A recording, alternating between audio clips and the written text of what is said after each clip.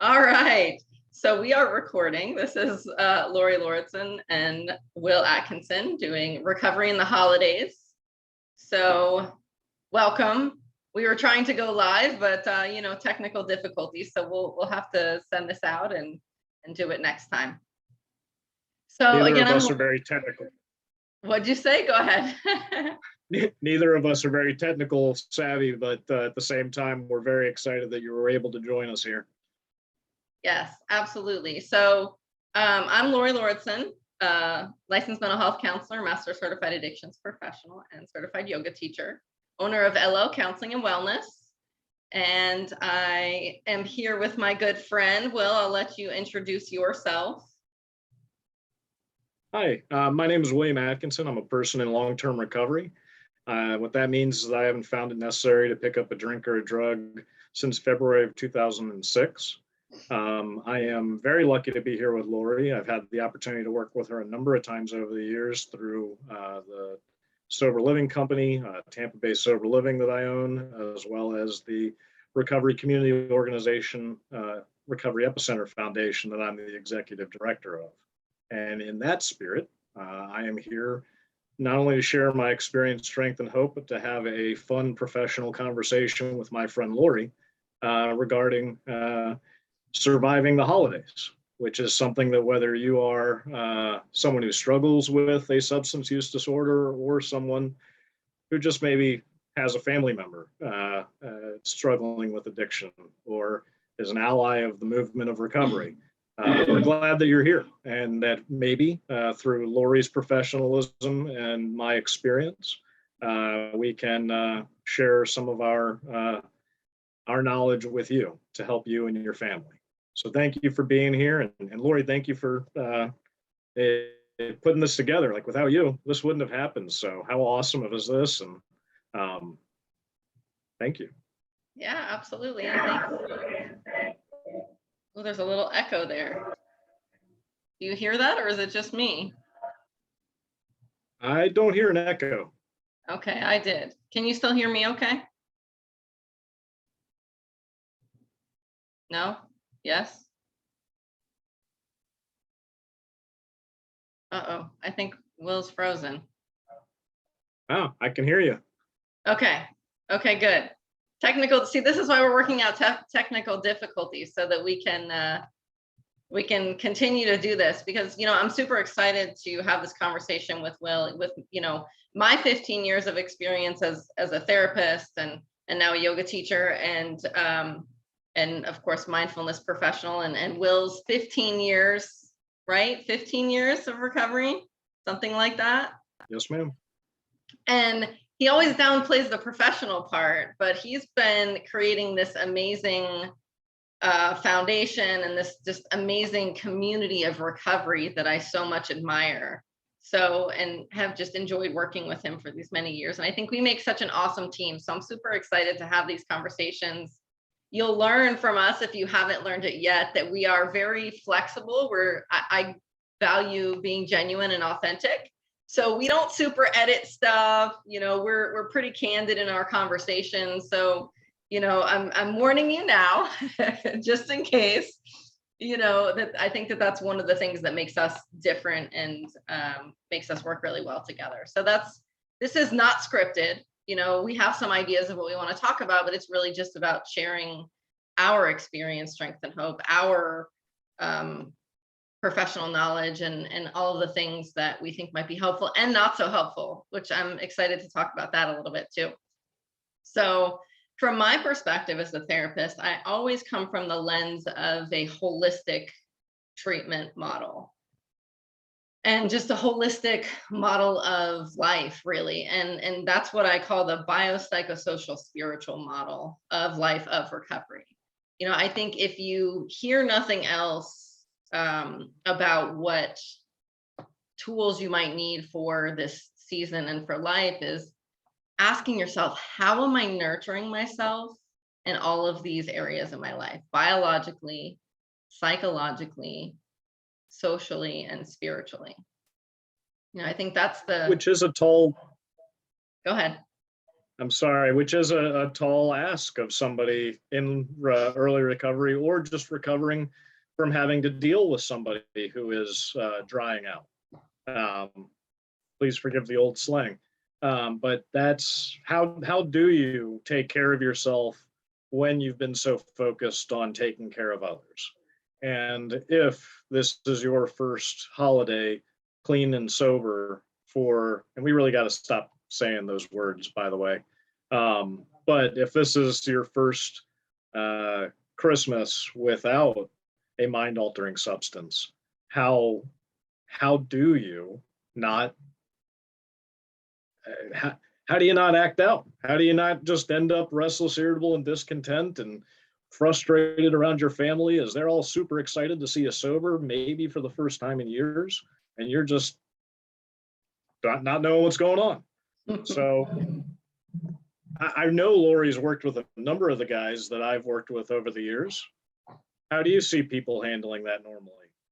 Oh man. Well, I mean, it definitely runs the gamut, right? I mean, certainly there are people who manage it pretty well, and who've had some success in the past, right? Because, being sober, clean, whatever, in recovery, whatever word we want to use, right? There's lots of interchangeable words that we can use there. Maybe they've had some success in doing that over a holiday before, but this is the first time that there's, that you've made that commitment that you're going to be a different person, right? That you're going to lead a different life. So, and then there are people who they're sober, they're doing well, they've come through treatment, and then they get to the holidays and it's a shit show, right? I warned you guys, the cursing might come out, right? So it's because, there are people who have had good experiences of the holidays with their families, even if it was only one. And then there are people who have never had that, right? Or have had a recent loss, from maybe even from substance use or another illness or another type of situation. And that definitely can make what for a lot of people, or for some people, is a really wonderful time of connecting with other people, into a time of feeling very lonely. And as you said, irritable and discontent, right? For sure. Well, and you're right. Like, so each individual person is going to handle this in their own way. But what I pulled out of what you were just saying, Lori, is that regardless of where their mindset is, it's the trauma, the grief that they're experiencing that is going to determine a lot of how that goes. And a lot of our trauma in relation to that is going to bounce off of what the other person is dealing with. Yeah, absolutely. I always tell my clients, So- that your family didn't get the treatment that you did, so they may not react the same way that you do or want them to, even though they want you to be sober. A lot of times as a family member, even if you have a family program in treatment or in a rehab or whatever the case may be, you're not necessarily going to get that same level of treatment. So you might have no idea how to respond to that person sober, even if it's what you've wanted their whole life, right? Well, I mean, it's like they do family weekends a lot of the time. And like you've just spent, in a minimum, hopefully 28 days, So what you're trying to stabilize and cope with and learn, someone else is being taught in a very condensed version in a weekend. Mm-hmm. So oftentimes I hear the frustration of people in early recovery of they don't get the reactions they want to from their spouse, their significant other, their parents, or their children. And I often have to kind of sit them down and kind of be the bearer of bad news of, my friend, if anybody trusts us when this is our very first Christmas sober, I mean, do you really think that they were just not paying attention all of those years? Like we have to earn trust back. That's part of why we wanted to kind of come here and talk to you today, which is we tend to, as those of us in either early recovery or active addiction, we tend to make negative situations more difficult. And so mom, dad, wife, husband, children now have this expectation of who we are supposed to be sober. And if you don't live up to that, and or if you try to act like you should be treated a certain way, you you may invite a reaction that isn't super positive, where it's, oh, okay, great, you're better now. Where you been the last 15 years? Or, like, yeah, but last year you threw a scene and tossed the Christmas ham on your Nana. So like, like, Yeah, like for that's sure. great that you're better now, like, Mhm. and so we kind of have to, for those of us in recovery, and I'm not trying to be shaming or dismissive or diminishing, but we do have to be realistic about what recovery and our very first holidays are going to start looking like. Mm. And so it's we have to accept that we have broken the trust of the people around us. And when we begin to approach them as someone who we need to improve our relationship with them, healing can start to happen. You don't have to go into these big, long, you've got your letter and you stand up in front of the family to read it. And you don't need to do these big, grandiose things. You just need to be a part of it for the first time. And you need to accept that no one's really going to tolerate anything. You're going to be on like a shoestring type of. For sure. Well, and And that can be tough. that can sometimes go the other way too, with that the person in recovery doesn't tolerate anything from the family, partially because our fuse is short, right? Because most of the time we've lived in this state. I mean, even if you're sober, you've lived in this state of like heightened stress, of especially the past couple of years, right? I mean, you add pandemic and world craziness on top of trying to get sober and figure out how to live your life differently, and we live in this state of constant trauma, if you will. We're in that anxiety, that fight, flight, or freeze place. So our fuse is very short, right? You're already in overwhelm before you start half the time. So that's where it's really important to look at, how do I reduce my overall stress levels? How do I reduce my overall um, cortisol, my overwhelm, and all that good stuff? Because if you're not in that place of rest and digest, that parasympathetic nervous system, then one little thing is going to set you off, and you could be off to the races, whatever that looks like for you. So I think that's where, for me, one of the biggest practices that has been paramount in my treatment with clients, my own life, and all those kinds of things is mindfulness.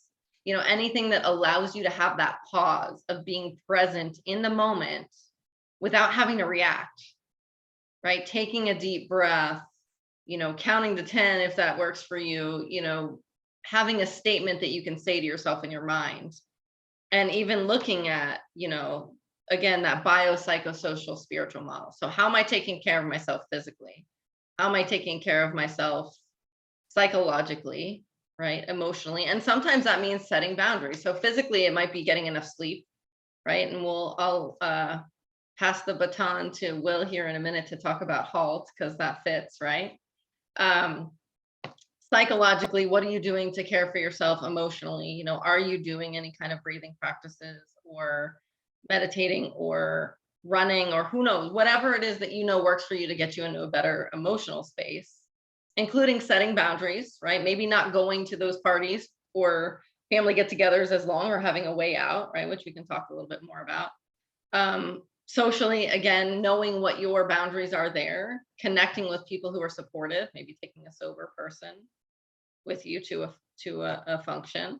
And then spiritually, how are you taking care of yourself spiritually, whatever that looks like for you?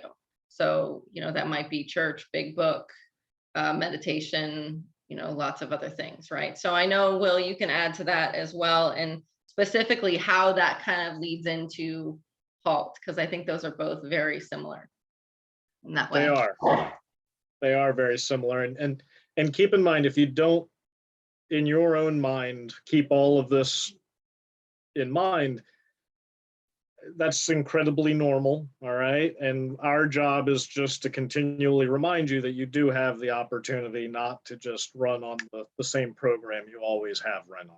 Okay. It's very difficult when we feel challenged as people in recovery to not react immediately. It's why we talk about HALT and pausing so often, because if we can create some distance between the event that triggers us and our reaction to it, the outcomes are dramatically different. To keep us from being triggered, though, which is the HALT process, which is check yourself for being hungry, angry, lonely, or tired. Now, imagine any major holiday, and and all of a sudden you're going to find yourself at different times hungry, angry, lonely, and tired. Waiting for food to get prepared that's taking too long. Your cousin or your sibling said something insensitive. You're missing, quote unquote, missing out on feeling that loneliness. And then eventually you just end up emotionally exhausted and tired from the whole ordeal. So this process of HALT gets challenged during the holiday season often. Those of us in the substance abuse field talk about this being kind of the gauntlet time of year. So you go through Halloween, which is a fun up, and then Thanksgiving, which is more family get together, more emotional connectivity, which is oftentimes a primer for the big event, which is Christmas, right? To be followed up by the party of New Year's Eve. So there's a whole, we're kind of right in the middle of this huge time for those of us in recovery. And like Lori talked about earlier, because of COVID and the isolation that went into all of that, so many more people than normal made the ultimate sacrifice and returned to active use. And because the drugs continue to get more potent and continue to be more addictive, people are passing away quicker than we can save them. So let's try not to put ourselves in a situation where we're too hungry, angry, lonely, tired. At any time, we can have a plan. We can develop whatever works for us best. Lori mentioned running. Oftentimes exercise is a big one for people in early recovery, creates those endorphins, gets us out of our heads. Or social events. And that's where it gets trickier if you're not around the immediate recovery fellowship that you have begun, hopefully, to develop. If you are out of where you feel safe and you are back with family, that can feel like fish out of water. And trying to connect to a local recovery group or making the mistake of trying to reconnect to people who you drank and drugged with oftentimes is a recipe for disaster. The first piece of that, though, is just so you know, like there are so many recovery movements between a 12-step based approach, a church-based approach, thought-based, smart recovery. There are so many different pathways and so many different fellowships of recovery these days, which is really different from when I got sober. I'm one of those weird folk who got to walk into a smoke-filled room of old timers now in AA, and I kind of miss it, to be honest with you. And at the same time, I recognize just how much more help there is today and how awesome that is. So whatever is going to help you, that's important. And sometimes this is going to sound kind of controversial, but this is more for the families than for the individual. Sometimes what's the Seinfeld thing, the Festivus, sometimes the airing of grievances, okay, is a therapeutic tool. It's not fun, and it is really not appropriate, and if as a family you can just kind of digest it and like, wow, this person's really really struggling, like that might save their life too. All right. So just keep in mind is that some of this advice is going to be for people like myself who struggle with a substance use disorder, and some of this is going to be preparing the family for when the best case scenario doesn't happen. Okay. Which is a lot of times what happens for on both ends of that, right? Best case scenario is usually our expectations get us in trouble a lot, right? So having a plan, whatever that looks like for you, and hopefully you have people in your life, whether it's a sponsor or a therapist, you've come out of treatment with a plan of how do I manage this, right? And hopefully you've taken a look at it since you wrote that plan. Because most of us need repetition, right? We need it right in front of us. We need reminders, because when we are in that very reactive fight, flight, or freeze place, when we are activated, the logic isn't happening, right? When we're in that lower brain of the limbic system, we're not thinking using executive functioning. And that's why that pause is so important, and figuring out what that looks like for you. So hopefully you've learned those tools. And if you haven't, Will and I are definitely here to help you with that. But and we'll give you some tips at the end. And I think I'll write out the biopsychosocial piece and put it in everywhere we post it, so that you have that. Just those simple, because I'm a big fan of simple, right? And we like acronyms in treatment and recovery, right? So keep it simple. I don't like the stupid part, but we'll keep it simple, because you shouldn't say nice mean things about yourself, but we'll keep it simple. And if you can ask yourself just a few simple questions, like HALT, or like the holistic model, biopsychosocial, spiritual, how am I taking care of myself in each of these areas? If that cues your brain to pause, that could be a difference in saving your life. Right? Yeah, you're absolutely correct. Yeah. The other thing that I feel is important to mention in this is that, and I'm going to take a deep breath as I'm saying this, there is absolutely nothing you can do to save anybody.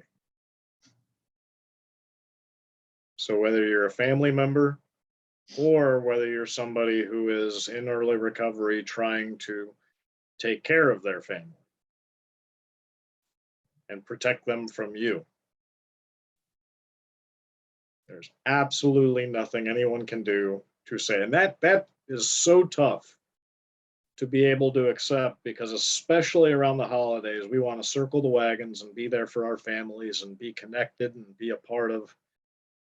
And when someone is struggling with a substance use disorder, they aren't able to hear that anymore. That executive functioning isn't there, like I said. So it's just, what do you see being really effective, Lori? Because we've talked a little bit about trying to maintain if we've already achieved abstinence. But let's say, and I'll tell you a story about myself, if that's okay, Lori. Of course. I had a tendency to make scenes at Christmas and other holiday functions when I was ripping and running. And in my mind, I was very subtle.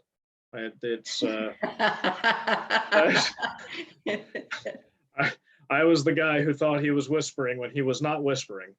And that had a tendency to upset family members and the people around me. All right. And I also come from a very, very old school Southern family, where there are certain events that we just still don't talk about to this day. And so the family shame, that we push really deep down, is it's a lot. If you can relate to that, there are times where you may feel embarrassed, either personally or in the familiar situation, where you might either try to make that better or fix it or yell at it. to make it stop. All of those circumstances are what we kind of call the event. The whole thing is what we're hoping can be avoided, but if somebody's in active addiction, you can almost guarantee you're going to run into 5 or 6 of these, and it's really just, are you going to react to it or not?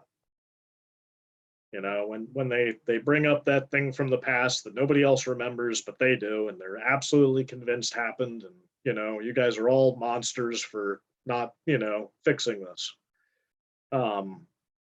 Those type of moments can be really challenging. But keep in mind, when this is somewhat controversial, but when somebody is sharing these moments, it's kind of, they're hyping themselves up.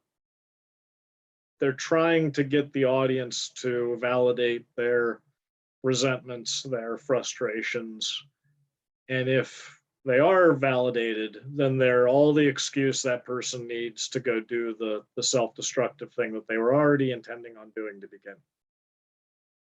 So whether sober or not, this process of hyping themselves up at your expense, that's the worst part, is so incredibly common. And oftentimes what leads to moments where family members are calling 911, Lori's getting panicked phone calls from, you know, her clients, or you know, with my people, we're getting phone calls of, oh crap, you know, we got to go get this guy into detox again. So I really felt like it was important to share with you guys is that if we do practice these biopsychosocial spiritual maintenance that Lori's going to share in the chat, we never have to get to those places. But if somebody's already in a self-destructive process and active addiction, it really falls on the family, unfortunately, and that's the worst part because you don't even have the problem. But it really falls on the family to not react and make a bad situation worse because they're actively goading you into reacting. And that's what I wanted to counsel as best I could. So I've been talking a lot, and I apologize, Gotcha. Lori. I was waiting for you to kind of make the point because I was like, okay, where's he going with this? So I was letting you have your time.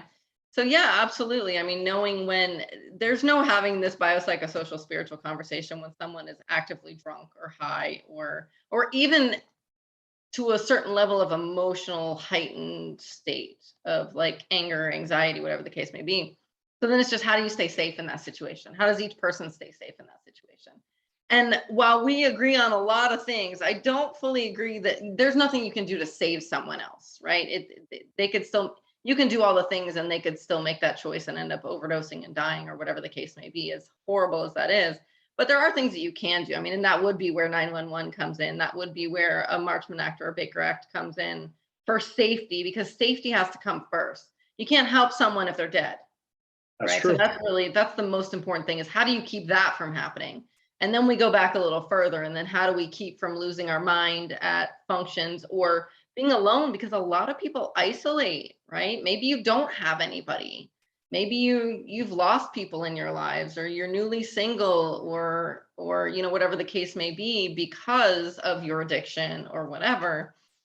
And it's really important to know what those triggers and high risk situations are for you. I think the whole holiday season is a high risk situation for most people, right? So we all know what our patterns are. So know what your patterns are so that you can start to have a plan for that. So that if and when it does happen, because it probably will, right? We're going to get triggered by something. We're going to end up in that place where emotions are heightened and we're frustrated, we're upset, we're scared, you know, especially if you've had trauma, which most of us have at this point in our lives, right?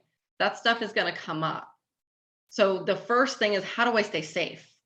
And whatever that looks like, right? And that might mean leaving the situation. That might mean going to the hospital. That might mean lots of different things. Just walking away for a moment, whatever that is. But knowing as much as you can, having that idea ahead of time is really important. and using the tools that you're learning. I'm a big fan of short, quick stuff.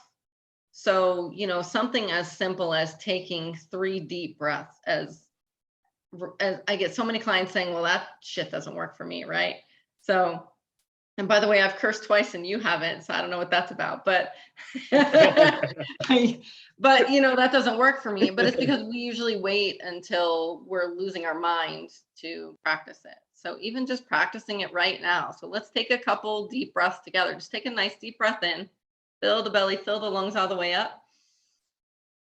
And exhale, let it go through the mouth or the nose. And then we'll do that 2 more times together. Inhale, fill your belly, fill your lungs. Exhale, let it go.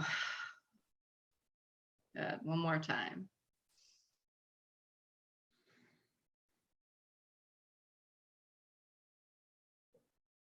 And if you did that with us, take a minute to notice. Did you notice anything different, Will? Everything gets a little bit more calm. And clear. I find a clarity happens, right? Yes, ma'am. I feel a little tingling in my body, right? Things are, sometimes you get a little head rush. We call that a freebie in my world. My clients always laugh when I say that in yoga. But anything that you can do, again, going back to that pause, and what that looks like for you. Our sense of smell is very strongly connected to the limbic system, right? The emotional centers of the brain where the addiction lives. So anything that smells good to you can be really helpful. In my practice, I use a lot of essential oils and aromatherapy. My favorite right now is actually called Holiday Peace. So if I can show that on the screen, I'll show it to you guys. Everybody needs a little holiday peace. Can you see it? Kind of? Kind of, yeah. It smells like fir trees and very calming and earthy. And then it's got some like citrus in it. So that can very quickly shift your mood, right? Just so anything that you can use that's going to help to bring that down so that brain works again. Because again, you're high or drunk, logic isn't happening, right? Maybe this much. But if you're emotionally heightened the same way, so anything you can do to bring that level down. Well, I'm so sorry, Lori. And our brain is actively keeping that lizard part there, and that's why I have the additional pieces of it. And it's why we get to talk too and have all these conversations and fun stuff. But as we've been using substances over the course of years, we've damaged our brain. So your ability to react in a sane, rational manner has been hindered by your own self. Mm-hmm. And at which point then, with 15 years of recovery, my brain will react very similarly to how Lori's does. It's now, no longer looks like Swiss cheese. But when I first got sober, my emotions were all over the place and my reactions were all over the place. And it was because I didn't have the ability to control my emotions the way that I do today. So it's kind of why I find it so incredibly necessary. I mean, stats show first 2 years, you're just healing. First 5 years, you're just figuring out what you have, brain cell wise and capacity wise. So all of this is please don't beat up on yourself if you don't react perfectly. Absolutely. And that's so important to remember. Yeah, is to just meet yourself where you are and be kind to yourself. Because if you've taken one step further from your old reactions, then you're growing. I was just having that conversation today. It's so easy to focus on the things that I'm not doing. And I know for some of you, if you're still really early or if you're still in it, this whole biopsychosocial thing, your brain's going, what the hell is she talking about? Right. And that's okay. If you get one little tidbit, then maybe you listen again and you get a little bit of something else. So celebrate the wins that you have. And that was another thing that I wanted to point out. And then I have a good question for you, Will, is, one of the biggest things I would say is accumulate pleasant events in your life, right? We so very naturally and normally remember the negative things.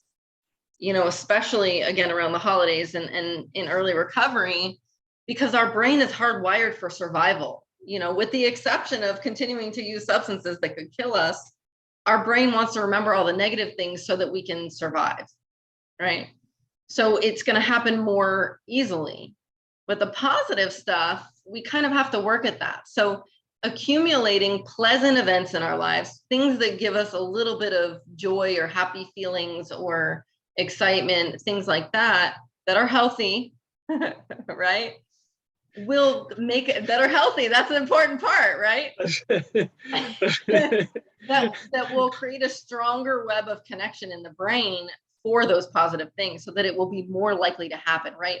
The difficult part is the disease of addiction, right? You've changed your brain chemistry. But the cool part is that you can also do a lot of changing of your brain chemistry. We can rewire those pathways by practicing a lot of those things, and creating that, right? Something as simple as, I don't know, walking outside and noticing the sun.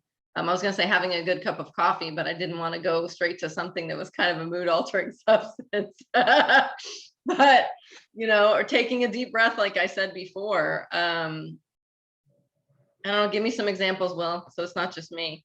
No, and you're onto something. The problem is in my early recovery and a lot of people's early recovery, I'd lost the ability to know how to have fun. Mm-hmm. And so I wasn't in a position where I was able really to accumulate these positive moments because I didn't know what they looked like without drugs or alcohol. So when I thought of a positive moment, I thought of a girl, I thought of money, I thought of, a stadium of people cheering, and I thought of drugs and alcohol. Mm-hmm. I thought of very grandiose and or selfish and self-serving type of happiness.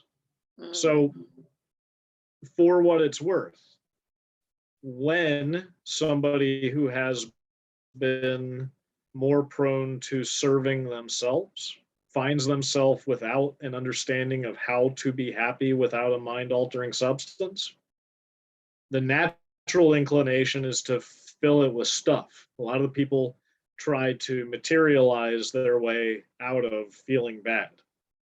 And in this particular instance, and it's right up the old style Christmas spirit, okay?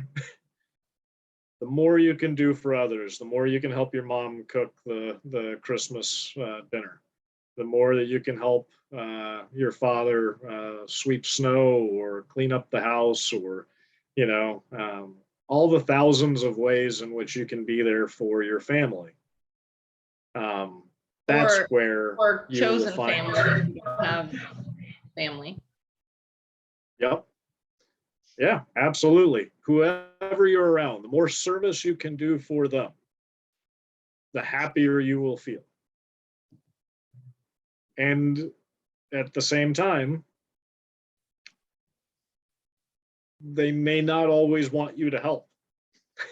So sometimes just following directions is helping. And and so I guess all I can really say in this instance is if your brain thought of how it was going to make you happy, how you were going to accumulate these positive moments, please don't trust it. Check it with a counselor, check it with somebody else. All right. But if it's ever suggested to you by somebody else of what you should do, that's generally a good idea, especially in early recovery. And especially if it requires something you don't want to do. So you may find that underneath all this effort that you don't want to put in is everything that you were searching for externally, in people, places, and things. Maybe. So that's just my 2 cents on in the future. Here's the good news: you're going to know what makes you happy and what makes you doesn't. So that's not good English, but I guess we get the point. We get the point. No, and thank you for pointing that out, because absolutely, there's some people who might not even be in a place to do that. Now, there's tools for that, right? If you can, there's fun old school lists of like, you know, my clients always point out like the basket weaving, right? But having a list of things that will quote unquote normal people might enjoy, right? Because our dopamine system and serotonin and all the feel good chemicals are out of whack. So stuff that you might have found fun before drugs and alcohol, your brain doesn't know how to do that yet. But starting to do some of those things, right? Once you check in with somebody who's, you know, whose brain is working a little bit better than yours at the moment, then you can start doing them and you will start to feel it, even if you don't feel it already, right? Especially, and when we talk early recovery, that's like first 6 months to a year is what I would say. Definitely 2 years, but we're talking like early, right? In that place, you know, it takes time for your brain. It takes at least 90 days for your brain to start balancing out a little bit, you know, and more. And that's just the beginning. And, you know, negative emotions are one of the biggest reasons that people relapse, among other things. I'm going to say this differently because there's very few people in early recovery who don't have negative emotions primarily. Okay. If you're walking around smiling and whistling and, you know, in early recovery, you may be a liar. I'm sorry to say it that way.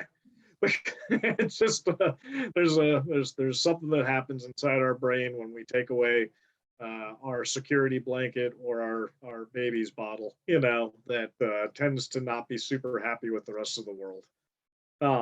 So if you are whistling and you either did some extensive work with a counselor, hopefully some type of recovery pathway, and you're practicing that as a way of life, or you're just straight up lying your ass off because that's what you think everyone else wants you to be. But at the same time, just because you're feeling bad doesn't mean you have to act out on it. That's one of the most. Can you say that again, please? Yeah, just because you're feeling bad or feeling a certain way doesn't mean you have to act out on it. Now, that's the weirdest thing to share with somebody who suffers from the disease that I have. I remember when somebody said that to me, I went, huh? What do you mean? Like that doesn't, if I feel it, it's true, and thus I must do something about it. You know, like this is oftentimes my feelings are not on the mark, not helpful. The thought process that goes into rationalizing and justifying them, especially the behavior that I want to do to address the emotional turmoil, none of it's super helpful. And you're going to go through 20,000 scenarios like that, you know, over the holiday around a group of people that you more than likely pissed off, and at the same time you were pissed off at them at the same. It's just super weird, man. So please, to the best of your ability, all right, recognize you're going to get through this, no matter what you're feeling. All right. It does not require you to do anything. Doesn't require you to yell, doesn't require you to smile, doesn't require you to, you know, sing carols with the family, doesn't require you to go out there and pick up a drink or a drug. Only thing required of you is to be present, which can be so difficult. So for the first couple of years of my recovery, I was physically there, but my mom would always point out to me is, you're not here right now, are you? And I'd be like, nope. Like I'm here. I'm not here. You know, like I'm just sitting on my hands, just kind of waiting for this to get by so that I can go to my meetings, so I can go call my sponsors, so I can go talk to people in recovery, because family no longer felt comfortable. I didn't know how to handle that soberly. There were too many emotional expectations that I put on myself and that I felt from the people around me. And they were nothing but kind to me. So if you see somebody just kind of shut down, let them be shut down. They're doing better than putting a needle in their arm or drinking or smoking or any of that. For sure. For sure. Thank you for that. You know, and that brings up a question that I wanted to ask you is, in your 15 years of recovery, because that's pretty freaking amazing. So let's take a minute and acknowledge that. Continuous recovery for 15 years. That's a hell of a feat. What's the best and worst advice that you've gotten, particularly related to the holidays, but if it veers, I'm okay with that. Okay. Well, and just to thank you for the congratulations, but it's super easy to stay sober one day. So I just really want to make that clear, is that, over the course of 15 years, that's just one day. Consecutively, but grateful for just having that. Best, I don't know if I can tell you the best advice or the worst advice. I can, not a lot of people advise me. I can tell you my best moment, and I can tell you my worst moment. Okay. Well, and it doesn't even That's, have to be advice that you've gotten too. It could, maybe it's stuff you've heard. well, Or yeah. I guess I can teach these lessons through experience better than I can based on just advice. And when I first got out of treatment, I didn't stay sober. I convinced my quote unquote counselor that I needed to go home and clean out an apartment before returning to their halfway house. He knew what I was doing. I didn't know what I was doing. But when I returned home, I quickly picked up a substance. It was right before Thanksgiving. And I stumbled into my mother's house on Thanksgiving, hungover and not doing well. And my mom, I love her to this day. She had learned something about recovery, and she so badly wanted to be doing this with me. And so on day one, again, hungover, she had me stand with her in front of the rest of the family and recite the Serenity Prayer. She needless to say, I was on my way back to the treatment center the next day. But like it wasn't, it kind of had like that on the spot feeling. And so nobody wants to be in their early recovery, the spotlight on them.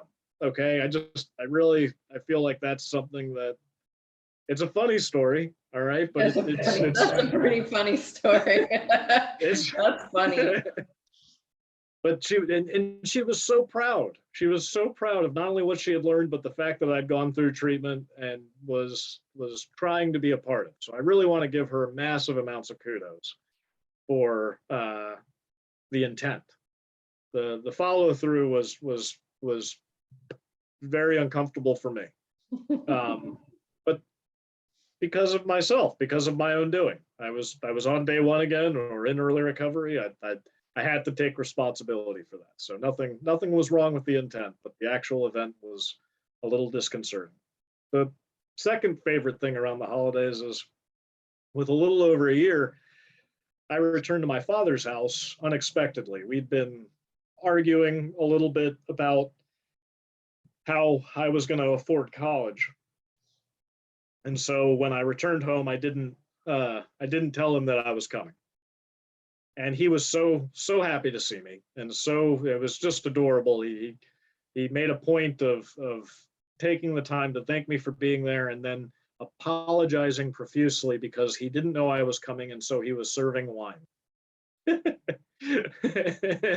because that's the other thing families tend to do, is let's create bubble wrap for the whole experience, and for the person.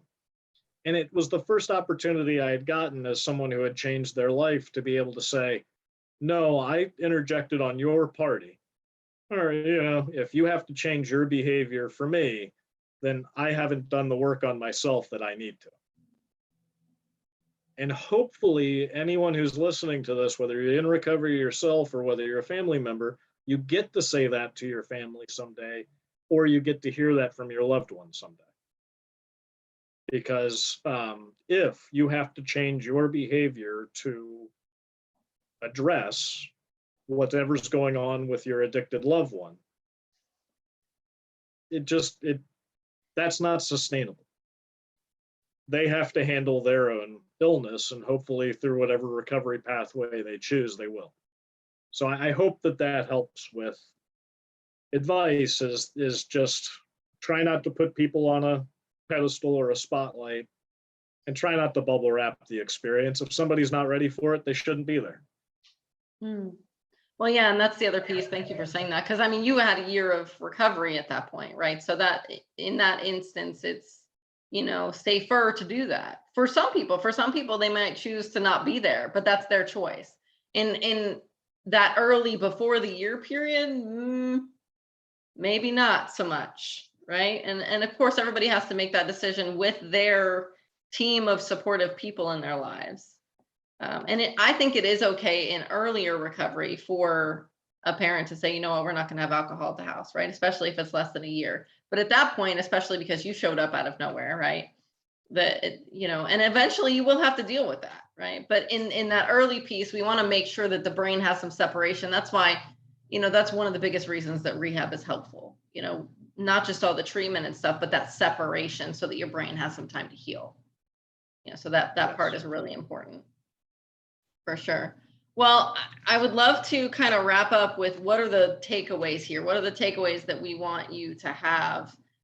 Because I know we love to talk to each other and we have fun, but I'm sure you don't want to talk to you for like 2 hours. So, I would love to wrap that up. For me, the biggest thing is, you know, again, going back to that biopsychosocial spiritual model. How am I taking care of myself biologically, right? Food, water, maybe sex, depending on where you're at in your recovery, all that good stuff, right? How am I taking care of myself? Will says no sex, no sex. Psychologically, you don't need it right now, man. Right? No. Psychologically, how am I taking care of myself, right? Who am I talking to? How am I nurturing myself? What is one thing I can do in that place? Socially, maybe that's going to a meeting, having a sober support.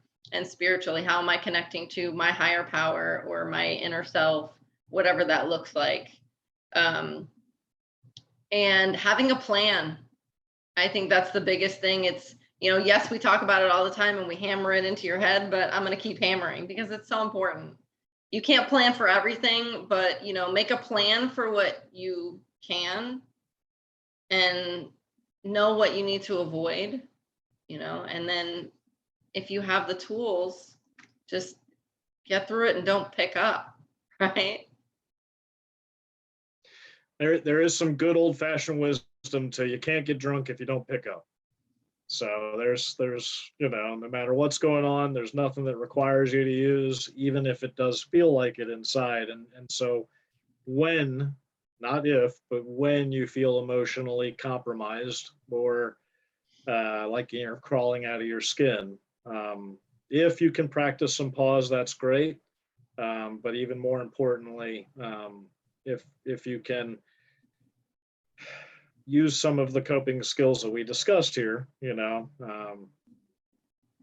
but just take it easy on yourself and please just be safe this holiday season. We may not know you, but we absolutely hope to see you survive yourself. So, Lori, thank you for asking me to be here, and Merry Christmas, everyone. Yes, Merry Christmas, Happy New Year, all that good stuff. And I love that. Absolutely. I mean, I think that we can both speak for each other in saying that we do care and we do hope for that. That's why we're doing this. And, you know, hopefully you got a little something out of what we shared. If you have questions, I would love to hear them. You know, either comment in whatever media you see our video. It'll be on Facebook and YouTube and all that good stuff. Reach out to us. Our contact information will be there if you have questions, if we can support you in any way. Please don't hesitate to reach out. It's so much better to reach out than to pick up, even if that phone is super heavy, right? So thank you so much for listening. I hope you got something out of it, and we wish you all the best this holiday season. Take care. Yeah. That's not what I want to do.